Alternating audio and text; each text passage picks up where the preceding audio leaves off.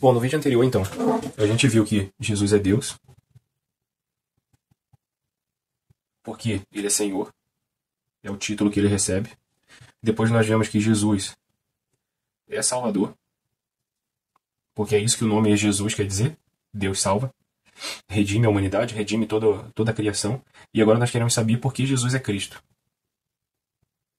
O que quer dizer a palavra Cristo na tradição cristã, na tradição bíblica, né? Que é o que interessa para nós nesse estudo que nós temos feito a partir da palavra de Deus. Então, lá em Mateus capítulo 16, no verso 16 ao 17, vai dizer assim. Mateus 16, do 16 ao 17. Respondendo Simão Pedro disse: Tu és o Cristo, o Filho do Deus vivo. Então Jesus lhe afirmou: Bem-aventurado és, Simão Barjonas, porque não foi carne e sangue que te revelaram, mas meu Pai, que está nos céus. Então, entender que Jesus é Cristo, é assim como entender que Ele é Deus e Senhor, e assim como entender que Ele é Salvador, também é uma revelação divina da parte de Deus. Não vem do ser humano, não vem da nossa própria força, mas o Pai que está no céu é que nos revela que o Senhor, que Cristo é Senhor, Ele é o Salvador e Ele é o Messias. E André também, lá em João, no capítulo 1, do verso 40 e 41, João 1, verso 40 e 41, também André, antes do ministério do Senhor Jesus começar, ele já sabia quem era. Era André, o irmão de Simão Pedro, um dos dois que tinham ouvido o testemunho de João, o Batista, e seguido Jesus. Ele achou primeiro o seu próprio irmão, Simão, a quem disse: Achamos o Messias, que quer dizer Cristo. Então, Cristo, que a gente vai ver, por isso que eu trouxe em grego, como está escrito, Christos, é uma palavra grega que quer dizer, na verdade, Messias. Na tradição hebraica, Messias. Na tradição cristã, a gente vai chamar de Cristo por causa da tradução para o grego. Então, Cristo equivale ao hebraico Messias, significa ungido. Então, Cristo, vou colocar escrito aqui, Cristo é Messias, no hebraico, que quer dizer ungido. E aí a gente vai ver isso, que no Antigo Testamento, um ungido, ele era separado para um serviço especial. Para um serviço especial. Para um uso da parte de Deus. Com um propósito. Ungido com óleo. Óleo de unção. E isso acontece com quem? Acontece com Arão, que era sacerdote. Então os sacerdotes são separados. Sacerdote separado. Em Êxodo 28. É a primeira unção sacerdotal. A gente vai ver também Davi. E aí antes de Davi, Saul. 1 Samuel 1,16. Quando o profeta Samuel vai ungir Davi para ser rei. Então, rei também recebia. E também Eliseu, como representante dos profetas, os profetas também eram ungidos. 1 Reis, no 19,16. E interessante é que Jesus, ele é profeta, ele é sacerdote e ele é rei no Novo Testamento. Jesus ele é tão especial que ele recebe as três distinções, como que eu vou dizer? As separações mais especiais no Antigo Testamento, e ele reúne as três em uma só. E é assim que a gente entende que é o Cristo. Então, Cristo, a palavra Messias, quando a gente fala Jesus, o Cristo, só faz sentido na tradição cristã. Quando uma outra tradição, uma outra denominação, uma outra religião que não entende o Jesus como Senhor, como a gente já viu no primeiro vídeo, que é Deus, Jesus como Salvador, essa pessoa usa como Cristo, ele dessignifica, né, criando um neologismo aqui, ele retira todo o significado contido na palavra Cristo, à luz da palavra de Deus, à luz da tradição veterotestamentária. E aqui existem muitas pessoas que hoje descartam o Antigo Testamento, querem dizer que o Deus do Novo Testamento é um Deus diferente do Antigo Testamento. Não, é um Deus só, é um Deus revelacional, é um Deus de aliança, é um Deus que começa a sua história com a criação, depois na queda e depois na redenção de todas as coisas, e aí consumação. É assim que Deus faz a sua obra, e o ser humano precisa ver essa obra. Ela é uma obra que vai sendo revelada na forma como, do jeito como o ser humano consegue compreender. Muitas vezes até hoje nós não conseguimos compreender plenamente a obra que Cristo fez. Muitas vezes nós, digamos assim, batemos cabeça tentando compreender aquilo que Cristo fez, o Messias, e a gente vê que tirar o nome Cristo de dentro da tradição veterotestamentária, da antiga aliança, do povo de Israel, tirar o nome Cristo dessa configuração e tirar do Novo Testamento, onde Cristo, onde o Senhor Jesus o Salvador, ele vem para cumprir as profecias dadas no Antigo Testamento, você tira esse nome, você esvazia o Senhor Jesus do seu significado original. Então, Cristo só faz sentido na tradição cristã, na tradição, digamos assim, judaico-cristã, né? A situação revelacional. É só assim que a palavra Messias ou Cristo faz sentido para nós hoje. E aí eu queria destacar algumas coisas aqui, né, ao longo desses vídeos que eu venho fazendo e ao longo dos estudos. Então, primeiro ponto, Isaías e outros profetas também preanunciaram Jesus, né? Preanunciaram Jesus. Anunciaram Jesus. E aqui a gente entende por que eu não posso me desfazer do Antigo Testamento. Por que o Antigo Testamento ele é tão importante para a tradição cristã? Porque sem Antigo Testamento eu não entendo a pessoa de Jesus. Sem Antigo Testamento, Jesus não faz sentido nenhum. Não faz sentido nenhum. E aí, Isaías, ele vai dizer que Jesus ele é um ungido não com óleo, mas com o Espírito do Senhor. Lá em Isaías, no capítulo 11, no verso de 1 a 2. Vamos abrir. Capítulo Isaías 11, de 1 a 2. 11, de 1 a 2. Aí ele vai trazer, do tronco de Jessé. E aí, às vezes, a gente não quer ler a genealogia de Jesus lá em Mateus e em Lucas, né? Mas a genealogia vai dizer por que Jesus é do tronco de Jessé. E é interessante, né? Uma profecia, um profeta que não conheceu Jesus, não sabia quem ele era, mas ele, por revelação de Deus, ele fala a respeito daquele que viria. O tronco de Jessé sairá um rebento, e das suas raízes um renovo. Repousará sobre ele o Espírito do Senhor, o Espírito de sabedoria e de entendimento, o Espírito de conselho e de fortaleza, o Espírito de conhecimento e de temor do Senhor. E é interessante que quando João, o Batista, vai batizar, ele fala assim, que Deus trouxe para ele sendo um profeta, ele fala, aquele sobre quem vir descer o Espírito Santo, esse é aquele pré-anunciado, é aquele que vai batizar com o Espírito Santo e com fogo. E esse é Jesus. Quando Jesus se coloca para ser batizado, ele ali revela aquela profecia de Isaías. Ele foi batizado não só na água, ele foi batizado, digamos assim, se eu posso dizer isso sem cometer um erro teológico, ele foi batizado no Espírito Santo, né? Não me entendam errado. Eu não quis dizer errado, mas é ali o Espírito Santo demonstrando a profecia de Isaías. É como se Isaías tivesse tido um vislumbre daquilo que estava acontecendo e registrou, sem compreender plenamente aquilo que estava acontecendo.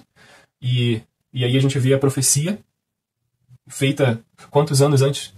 1000 anos antes, sendo revelada em Cristo. E é onde eu falo, a Bíblia ela é perfeita, ela é completa e ela é a palavra de Deus. Porque não tem como uma pessoa falar a respeito de alguém que viria sem ser pelo próprio Deus fazendo isso. E o segundo ponto aqui eu quero trazer João Batista, que é o último dos profetas do Antigo Testamento.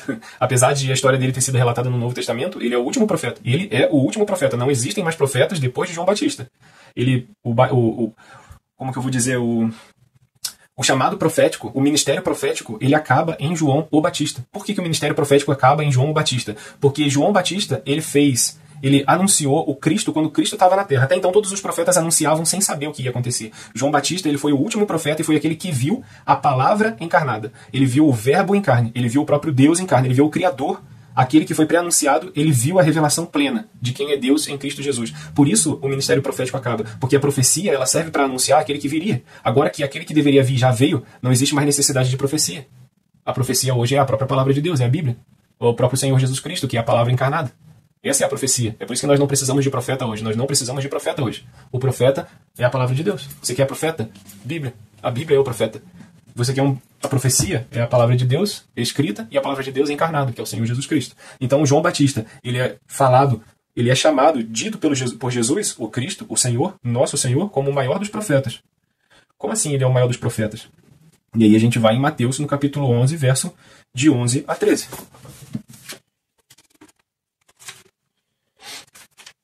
Mateus, capítulo 11, verso 11 a 13. Quem quiser acompanhar. Em verdade vos digo, entre os nascidos de mulher, ninguém apareceu maior do que João Batista, mas o menor do reino dos céus é maior do que ele. Desde os dias de João até agora, o reino dos céus é tomado por esforço, e é os que se esforçam que se apoderam dele. Porque todos os profetas e a lei profetizaram até João. E se o que quereis conhecer ele mesmo é Elias, que estava para vir. Quem tem ouvidos para ouvir, ouça. E aqui a gente precisa de interpretação, e aqui eu falo da importância da tradição cristã. Nós não lemos a Bíblia sozinho. Não adianta eu, no século XXI, pegar uma tradução em português de um texto que é em grego, que muitas vezes é esvaziado de significado na hora de fazer a tradução, e tentar compreender todas as coisas sem a história da igreja. Eu preciso entender homens que falavam em grego no primeiro, no segundo, no terceiro, até o quarto século, e faziam as suas interpretações da palavra de Deus e ler junto com eles. E aí a gente vai entender que por causa dessa tradição, João é o maior profeta, né? E o reino de Deus era tomado por esforço, e os profetas profetizaram, né? Até João. Porque todos os profetas e a lei profetizaram até João. De João para cá não tem necessidade. E aí, então João é o maior dos profetas. Ele recebeu a revelação do Messias. E aí a gente vai também em João capítulo 1, verso 33. Como assim ele recebeu a revelação do Messias? João 1, verso 33. Vai dizer: eu não o conhecia. Né? João testemunhou dizendo: vi o Espírito descer do céu como pomba e pousar sobre ele. Aqui a gente vê a profecia de Isaías. E não o conhecia. Eu não o conhecia. Aquele, porém, que me enviou a batizar com água me disse: aquele sobre quem vires descer e pousar o Espírito, esse é o que batiza com o Espírito Santo. Pois eu de fato vi e tenho testificado que ele é o Filho de Deus. Ele é a profecia do próprio Isaías. E aí eu vou para um terceiro ponto, que é: Jesus declarou abertamente que ele era o Messias. O próprio Jesus declara que é o Messias. E lembra que eu estou falando que o Messias ou Cristo só faz sentido dentro da tradição judaico-cristã. Em Mateus, no capítulo 11, Mateus 11, 2 a 6.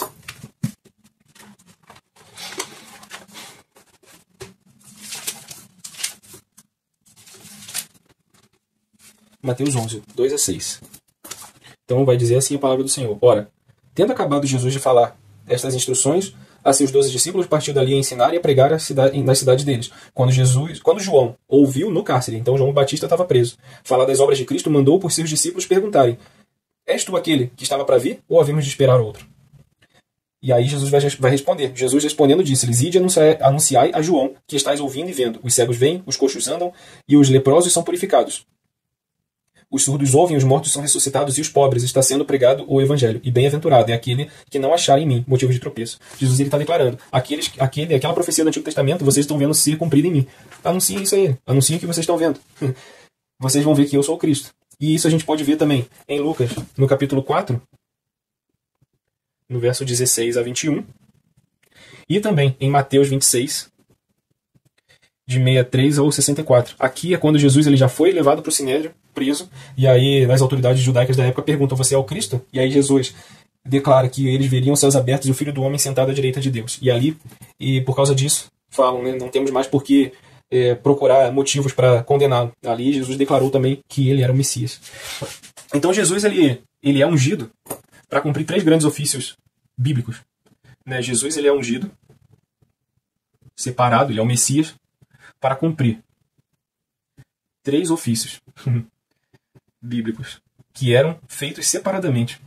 Mas só Jesus faz isso junto. Por isso Jesus ele é sacerdote segundo a ordem de Melquisedeque. Porque ele é um sacerdote não da ordem de Arão.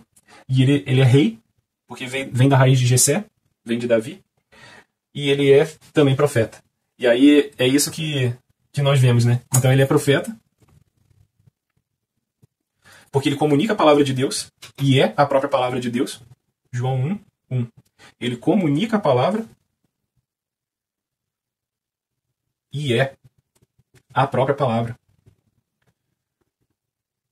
Palavra, ou verbo, como que. Ou verbo. O verbo vivo que desceu do céu. Então ele é profeta por causa disso. A própria vida dele é um ministério profético. Ele é o sumo sacerdote. Ele é o sacerdote sobre todos os sacerdotes. Sumo sacerdote. Escrevi errado. Ele é o que oferece sacrifícios pelos pecados. Oferece sacrifício. Sacrifício. Pelo pecado. Como sacerdote. E ele é o próprio sacrifício.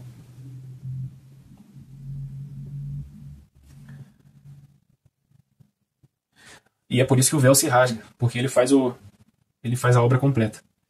E ele também é rei. Porque ele é ungido que restaura o domínio que Adão perdeu, ao reinar sobre todos os seus e os nossos inimigos, a saber, Satanás, o pecado e a morte. Então a Bíblia vai dizer que a morte é o último inimigo a ser vencido. Ainda nós estamos morrendo, mas Cristo ressuscitou. Jesus ele vai reinar sobre o império, sobre Satanás, isso é o império das trevas. Ele vai reinar sobre o pecado, ele tira o pecado, e ele vai reinar sobre a morte. Ele reina sobre todo o universo. Todo o universo. Por isso ele é rei. Ele é o próprio Deus. Então a palavra Cristo, não é um nome próprio, né? Ele é um título, assim como o Senhor é um título, mas é um título que traz significado. Ele é mais do que um título supremo que só pertence a Jesus, ele só pertence a Jesus, o Filho de Deus, que é o próprio Deus. Então, quando eu digo Senhor, eu reconheço quem ele é. E é isso que Paulo está fazendo. Quando ele se coloca como servo, ele sabe por que ele é servo. Ele é servo porque Jesus é Senhor. E é por isso que ele coloca Senhor Jesus Cristo. Ele é servo porque Jesus é Senhor. E os santos só são santos por causa da obra de Cristo. Porque eles foram salvos. Jesus é Salvador. E porque Cristo é aquele que cumpre a profecia para que pudéssemos ser salvos. Então, falar Senhor, Jesus, Cristo. Essas 3 palavras são cheias de significado. Isso é uma declaração de fé. Isso é dizer que ninguém mais é Senhor, ninguém mais reina sobre todo o universo, só Jesus. Dizer Jesus é declarar com a própria boca que ele é o único Salvador. Dizer Cristo é dizer que ele é aquele que foi pré-anunciado desde a fundação dos tempos. Ele é o Cordeiro de Deus que tira o pecado do mundo. Ele é o Cordeiro de Deus que foi entregue desde a eternidade. E é importante, é muito importante nós entendermos essa declaração. E é muito importante que nós vivamos de acordo com essa declaração. E assim como Paulo e Timóteo se colocam como servos de Cristo e entender que nós só somos santos, e aí a gente vai ver essa palavra nos próximos vídeos, santos por meio de Cristo. Nós não somos santos porque nós somos especiais. A gente vai ver isso para frente. Nós somos santos porque Cristo Jesus, o Senhor, nos santificou na obra que ele fez. Então o título Cristo ele só faz sentido pleno no contexto bíblico e na sã doutrina cristã. Só faz sentido no contexto bíblico.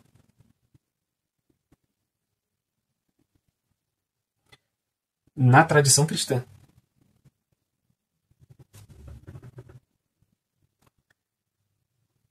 E na sã doutrina. Por que eu falo sã doutrina? Porque existem falsas doutrinas. E o Novo Testamento, ele tenta conservar a sã doutrina em todo o tempo. A parte da tradição cristã, o título de não existe o título de rei dos reis, o Senhor dos senhores, isso se esvazia do seu significado pleno. Então, fora da tradição cristã, o título Cristo se esvazia do seu significado pleno. E é a esse Cristo Jesus que Paulo reconhece ser servo. E é nele que ele chama os filipenses como santos. E é a partir daqui, entendendo que Paulo e Timóteo são servos de Cristo Jesus, porque ele é Senhor. E eles estão escrevendo essa carta. Paulo está escrevendo a carta a todos os santos em Cristo Jesus, que é o Senhor. E a todos os responsáveis da igreja de Filipos. E aqui também a gente vai ver mais pra frente o que é essa graça e o que é essa paz da parte de Deus a vós outros. Nosso Pai e do Senhor Jesus Cristo. E eu espero que nesses 3 vídeos você possa ter compreendido a profundidade do significado desses 3 termos. Do título Senhor, atribuído a Jesus, que é Salvador, e ele é o Cristo, ele é o Messias, pré-anunciado desde antes da fundação do mundo, como a gente vê em Apocalipse. Ele é o Cordeiro de Deus, que foi morto desde antes da fundação do mundo. Quando para Deus não existe, como que a gente pode dizer, para Deus não existe um acaso. Tudo foi planejado. Ele já, sabendo que o homem iria cair, ele já planejou, desde antes de fundar o cosmos, Cristo já foi, já derramou seu sangue como cordeiro. Isso não cabe na nossa cabeça, não cabe na compreensão humana. Não tem como explicar isso. A Bíblia fala, mas a gente não consegue compreender. É por isso que eu não consigo não ser... eu não vou dizer que eu sou cristão, porque é muita ousadia da pessoa dizer que ela é cristã, né? Lá em Atos, no capítulo 11, vai dizer que os primeiros seguidores de Jesus foram chamados cristãos pela primeira vez. Então, eu não entendo que eu possa me auto-intitular cristão. As pessoas devem olhar para nós e dizer se somos ou não, mas eu não consigo crer em outro nome para salvação. Eu não consigo crer em outro evangelho, eu não consigo crer em outra doutrina, a não ser a sã doutrina da palavra de Deus. Não cabe na minha cabeça entender outra coisa, a não ser que o próprio Deus, em Cristo, faz a obra redentiva. E eu espero que o Senhor possa falar ao seu coração também. Que você também possa compreender e que você possa entender e se encher desse significado dos termos Kyrios, Iesus, Christos. Que isso possa ir fundo no seu coração e que você possa entender Jesus também como seu Senhor, Jesus também como seu Salvador e Jesus também como o seu Messias. Ele é o único que pode te salvar. Ele é o único que pode me salvar. Ele é o único que pode nos salvar. Deus abençoe. Amém.